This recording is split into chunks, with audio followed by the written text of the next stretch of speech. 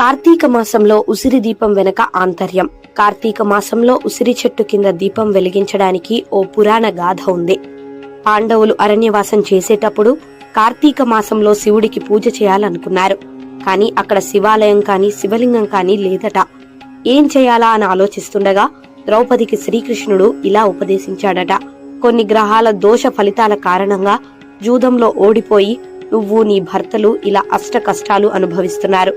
కార్తీక మాసంలో ఉసిరికాయ ఆవు నెయ్యితో దీపం పెడితే నవగ్రహ దోషాలకు పరిహారం కలుగుతుందని చెప్పాడు.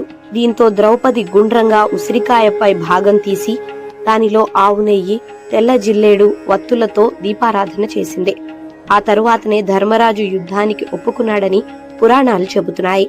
ఇలా ఉసిరి దీపం వెలిగించిన తరువాత వారికి గ్రహ దోషాలు తొలగి మళ్లీ రాజ్యం వచ్చేందుకు బీజం పడింది.